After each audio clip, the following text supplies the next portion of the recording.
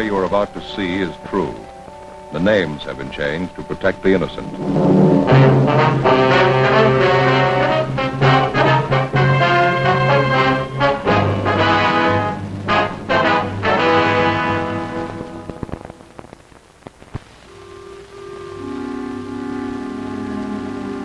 This is the city.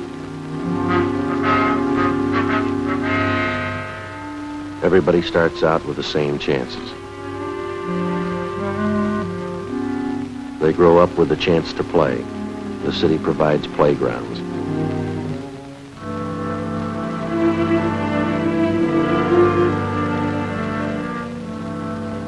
Public schools give them a chance to learn. High schools, colleges.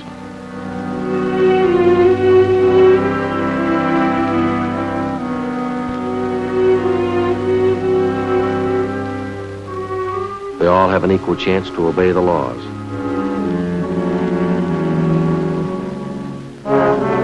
Some of them don't take it. That's why I have a job. I'm a cop.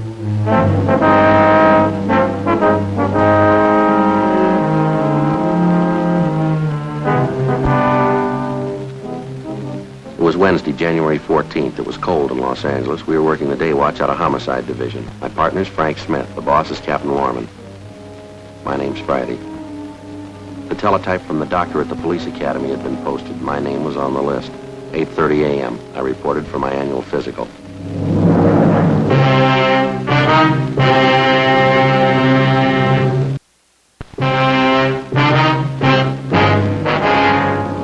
Looks fine, Joe. I'm going to have to pass you. You mean I'm okay for another year, huh? Yeah. How about that shoulder? What? Gunshot wound. Ever bother you? No. When we took the x-rays, it looked like you were going to have trouble with it. Chip bone? Mm-mm. You sure you'd never have any trouble with it? No? Well, once in a while in the wet weather, it kind of aches a little bit, you know. Yeah, that happens. How old are you, Joe? 33. Still Central Homicide? Mm-hmm. Serial number? 2288. 288. Yeah, well, guess that does it. You get dressed. Okay, thanks.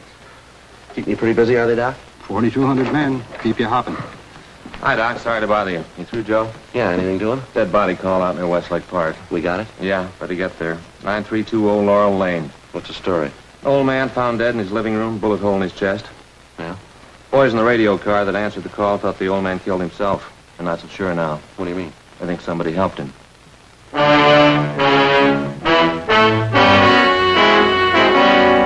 8:45 a.m. We left the doctor's office at the police academy and we drove to the address in the Westlake area where the shooting had been reported.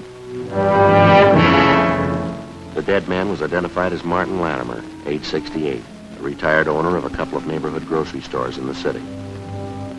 He was lying sprawled partly on his side on the floor. There was a bullet hole in his chest just above the heart where the slug had entered the body. There was another larger wound in the back through the right shoulder blade where the bullet had emerged. Approximately 5 feet from the body was a chair. There was a Winchester rifle wired firmly to the top, its muzzle pointing directly above the spot where the body lay on the floor. A thick white string was wound firmly around the trigger of the rifle. It ran through a metal ring on the stock of the gun and stretched across the room where it had been tied to the dead man's left index finger. At first glance, it seemed like an obvious suicide arrangement. Officer Harkness, one of the men in the radio car who answered the call, didn't agree. I don't know, Sergeant. Maybe I'm all wet. Just doesn't gel right for me. Who found the body, Harkness? Next door neighbor, Mrs. Donworth. My partner's with her now. Did you fellas call the crime lab? Yeah, they're on their way. The old man the only one who lived in the house here? Yeah, that's what the neighbor told us. Sure would like to see what the crime lab crew's going to think of it. Why? What's the big question, Harkness? Well, I know it's none of my business, Sergeant. You fellas are the detectives. I just couldn't help but notice, though. Yeah, what's that? Over there, that rifle wired to the back of the chair. Yeah? Take a sight along the barrel, see what you think.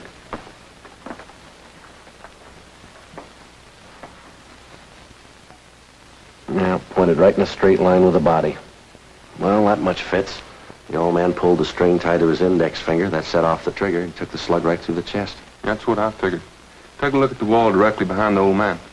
The slug went clean through the body, we know that. Through the chest, above the heart, and then out through the shoulder blade. Yeah, I see what you mean. Take a look at that wall there. Not a mark on it. Well, one thing, Sheriff, the old man was shot in that position. The slug had to come this way. Went through his body at just about this height. We ought to find the bullet hole in this wall right along here. Yeah, there's not a trace of a slug anyplace. No. Not much chance it could have been deflected either, is there? That's what I thought at first, too, Sergeant. Yeah. Down by your right knee, on the wall. Take a look. Yeah, that looks like it. Well, there's something wrong here, Joe. That rifle never could have thrown a slug that far down on the wall. Wired to the chair the way it is. And besides, it's way out of line, almost 4 feet here. I know it's none of my business, Sergeant. Couldn't help but notice it, though.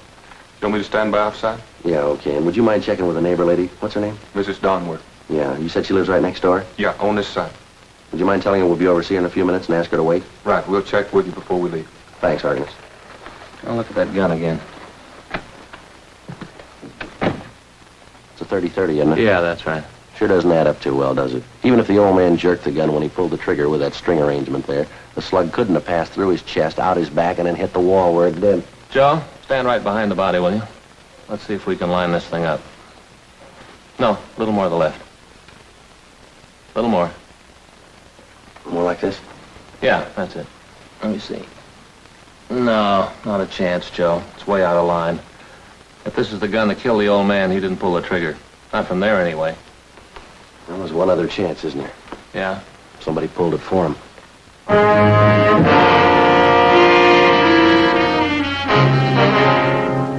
Sergeant J. Allen and a crew from the crime lab arrived and went to work. We put in a call to the coroner's office and asked them to remove the body.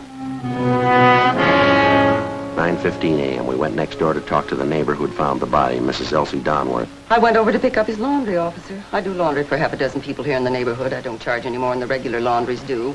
A lot more particular with shirts and things. I see, Miss Donworth. Would you go on, please? I went over about 8 o'clock this morning. I walked in and called out, but he didn't answer. Then I went into the parlor, and there he was. Poor old man, looked so sad lying there, all alone, that big gun strapped to the chair. Gave me the coldest feeling. It was the same way when Claude died. Claude was my husband. I understand. Only Claude didn't shoot himself. Uh-huh. I take it you knew Mr. Latimer pretty well, ma'am? Oh, I suppose. He didn't have any relatives, poor man, all alone. He was in the grocery business for years. Made some nice money, I guess. He retired about 8 years ago, sold both his stores. He had an income from a mortgage on one of them, $150 a month. Oh, yes, he was very comfortable. Uh-huh. He wasn't a penny pincher at all, but he was thrifty. It was the same way with my husband, Claude. He used to say, take care of the dimes, the dollars will take care of themselves. Miss Donworth, can you think of any reason why Latimer'd want to take his own life? Oh, I suppose poor old man was getting along in years. He used to complain all the time about his health. For a long time there, he was afraid he was going to die with cancer. Is that so? Did Mr. Latimer have cancer, do you know? Oh, no, but he kept thinking he was going to die with it. Mr. Latimer was always talking about it. I'm going to check with Jay next door and see how they're making out. Tell them where we are. Right. I'll be right back. Right. Mr. Latimer was so upset about it, he finally went to see a doctor. He came back and told me the doctor said for him not to be so silly about it. He was a well man and good health. That was last week only. When was the last time you saw Latimer, ma'am? Day before yesterday. Oh, we laughed and joked over the back fence. Poor old man had such a nice smile. Reminded me a good deal of my husband, Claude. I'd like to have your honest opinion here, Miss Donworth. Do you think Latimer killed himself? Well, I suppose that rifle in there, that terrible contraption. See you in a minute, Joe. Yeah. Excuse me, Miss Donworth. Surely.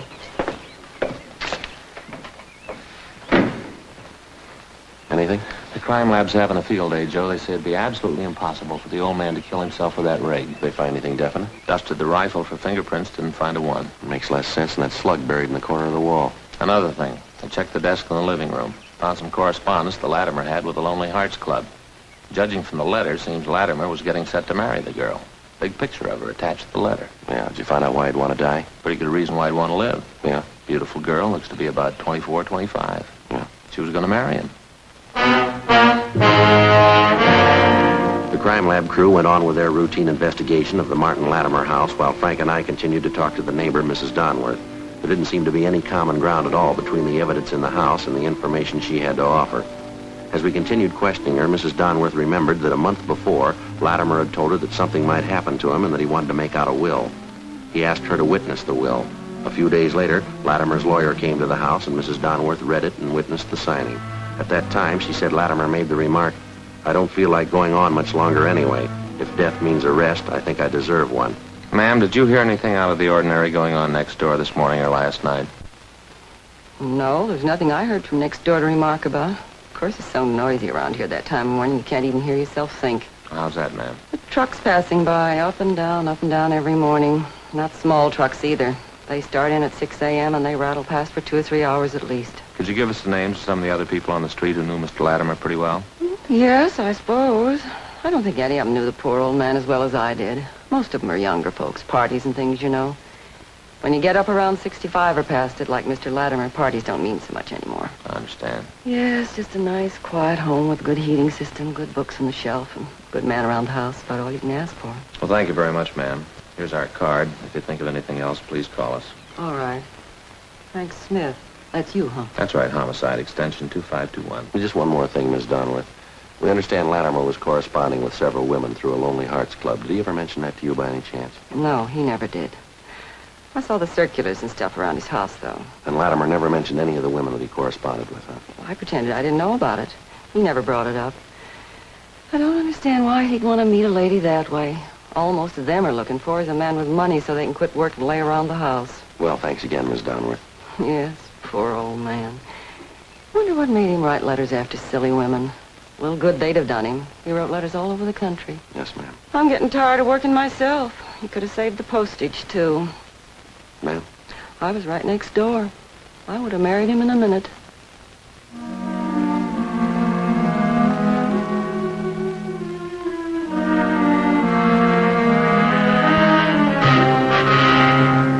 We left Mrs. Donworth's house and we went back next door to Latimer's house. The crime lab crew had finished their investigation and the coroner's deputies had arrived.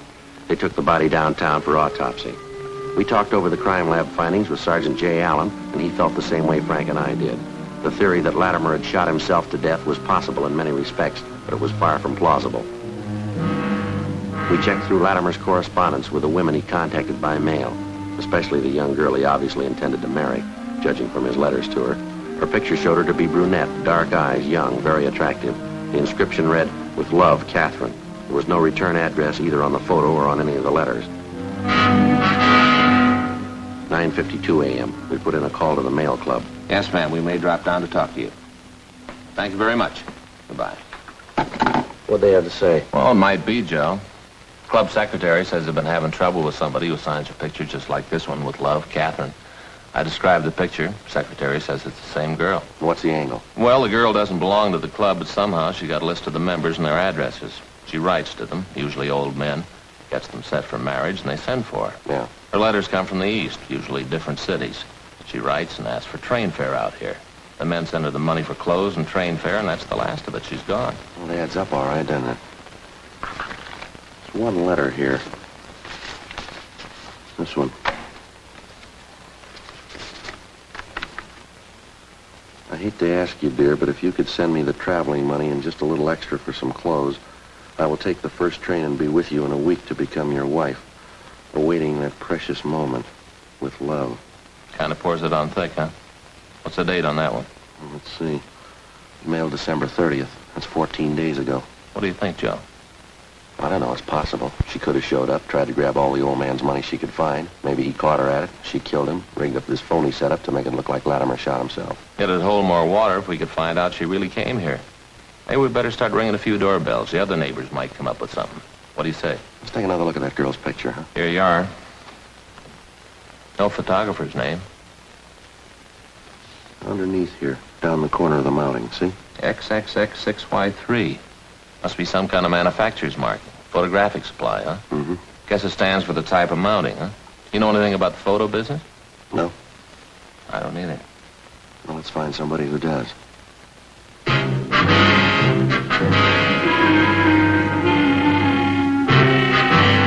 Before we drove back to the office, Frank and I covered the rest of the neighborhood and talked to everybody who knew the dead man, Martin Latimer, even remotely. They told us nothing we didn't already know. There'd been no stranger seen visiting the old man. No one had noticed anything out of the ordinary in Latimer's daily routine. 3 o'clock that afternoon, we checked with a photo supply firm where we found out that the symbols stamped on the cardboard frame of the photograph signed Catherine were symbols used by a photo supply company in San Francisco. We went back to the office and got in touch with the San Francisco firm. We were told that the symbols indicated the style and size of photographic mountings, and further, that this particular type of mounting was distributed only throughout 7 western states. They gave us a list of 18 photo studios in Los Angeles who kept this particular mount in stock. It was a long chance, but we started checking them out.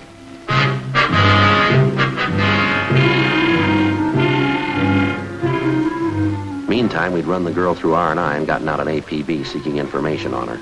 Monday, January 19th, I checked into the office. Homicide, Friday. Oh, hi, Fay. No, he's not right now. I expect him in almost any minute. Yeah, Sure, yeah. Wait till I get a pencil. Okay. 3 pounds of ground round. Yeah. Lean, yeah. No, I'll tell him. Oh, loaf of rye bread? With what? Oh, seeds. With seeds, yeah. Okay. And a quart of cream. Oh, ice cream. Yeah. No, I don't know what anybody want with a quart of cream either. Yeah. What kind? Chocolate? Okay. That's it, huh? Right. Sure, I'll be happy to. Oh, pretty good, Fay. And the kids? Fine. Well, we've been pretty busy lately, you know. Sure, I'll try to make it next week. Right. Bye. Oh, Fay. She hung up. Oh. Your wife. Oh, what you want? Some stuff she wants you to bring home tonight. Yeah? Seeds? Yeah, for rye bread, you know. Well, why didn't you write it down, Joe? RB Seeds doesn't mean anything. How'd you do it? Well, I covered 7 photographic studios. On the 8th, I got lucky. Yeah. Doris Chambers, age 22.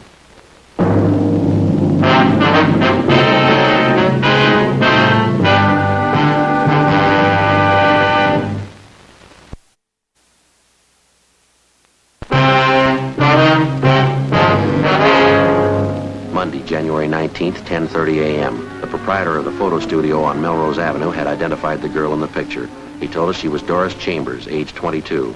She came from a fairly well-to-do family, and her father was manager of a local neighborhood bank. We drove over to talk to her. She couldn't recognize the handwriting on the photo, nor did she understand the inscription with Love, Catherine. After questioning her, it became apparent she knew nothing at all about 68-year-old Martin Latimer. I wonder if you'd mind taking another look at the handwriting on that picture, miss. Take a close look. Is it familiar at all to you? No. No, I couldn't be sure either way. Seems like I've seen it, though. When did you say you had that picture made? About a year ago at graduation. My mother had extra copies made up. She liked it. I didn't care for it much. Could you tell us how many people have prints of this picture? Mama had about 24 copies made up. She took 12 and I took 12. She sent them to relatives and friends of ours. She kept a few. What'd you do with yours? Sent them to friends, girls at school, a few of my boyfriends. And can you remember if you autographed any of them? Yes, some of them. The one for my girlfriends. The others I gave out plain. Can you try and think who you gave those to, miss? The unsigned pictures? One went to Carl. I know that. And then Fred and Don and Ray and Warren. Yeah, I think that's it. I wonder if we could have their full names and addresses, please. Yes. All right. I'm pretty sure I've got them in here someplace. I don't know what I'm saving all this junk for. Old letters and... Just a minute. That's funny. It's the same handwriting, isn't it? I thought I'd seen it before. Ma'am? This old letter from Warren. See the writing? Doesn't that look the same to you? Looks close, Joe. Yeah, we'll have Don Meyer in handwriting check it over. Who is this Warren, Miss Chambers? Warren White. Here's his address right here. I got it, Joe. Warren and I went to college together. We were engaged to be married for a while. Then I broke it off. I see. Warren's a serious boy. He's very thorough. A perfectionist, you know, Sergeant. Never does things halfway. Is that so? I've never known Warren to do anything in his life halfway. Not once. Well, he's going to have a perfect record if that handwriting matches, isn't he? What can they do to him? I don't know, but they won't do it halfway.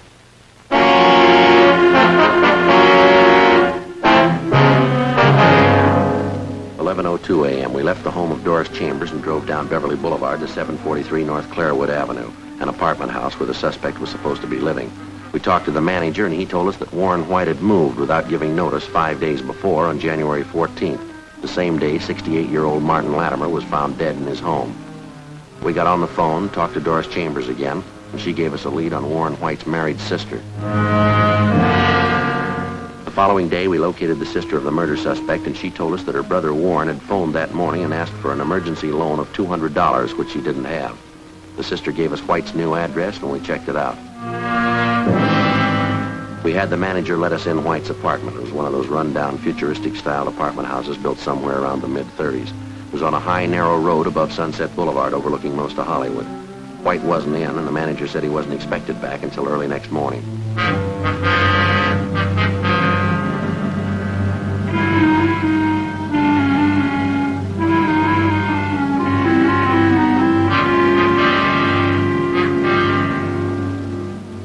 We waited.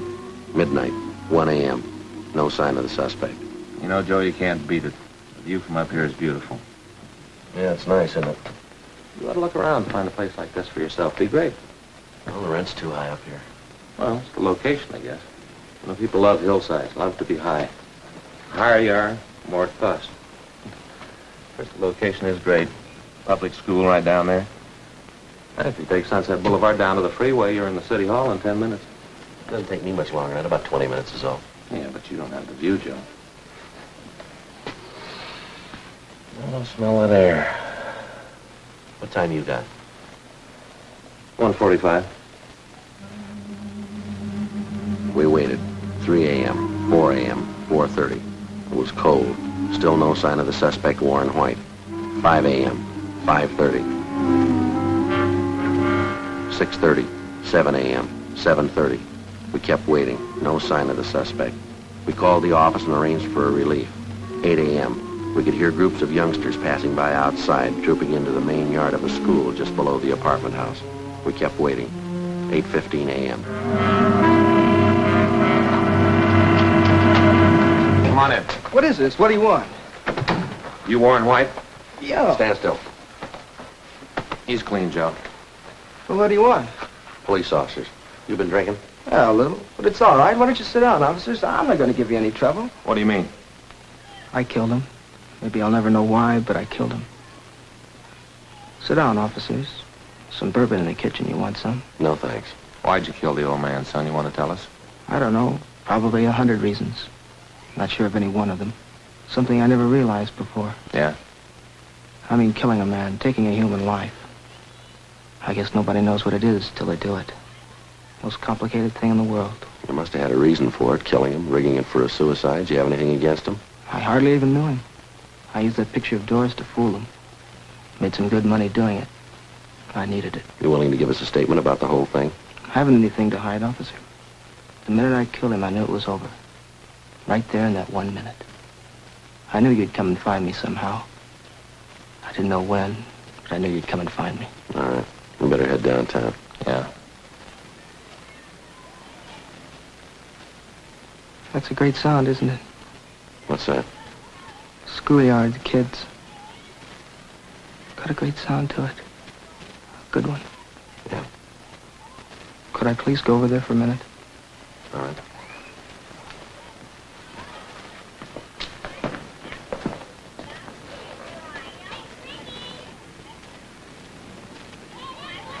All right. How can anybody figure it? You start in the schoolyard, like those kids down there, running around, yelling. I started the same. Yeah. I wonder what it is that happens. An 8-year-old red-headed kid. Must be one down there now. Other kids will grow up, get jobs, work and die. It'll be all right. Yeah. One kid will end up in an alley with a gun in his hand. How can anybody figure it? I wouldn't know. A bunch of kids playing in a schoolyard. Someday one of them's a killer. Yeah. You tell me. What's the answer?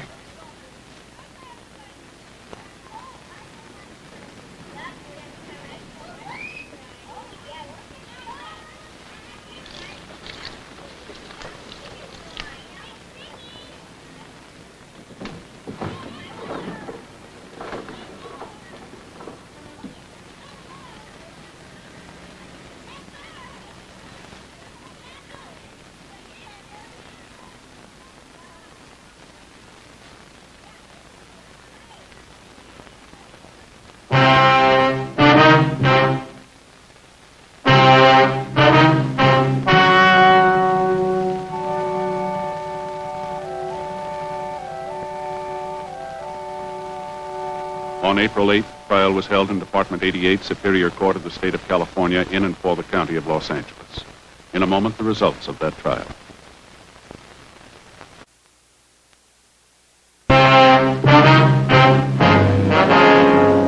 The suspect was tried and convicted of murder in the first degree.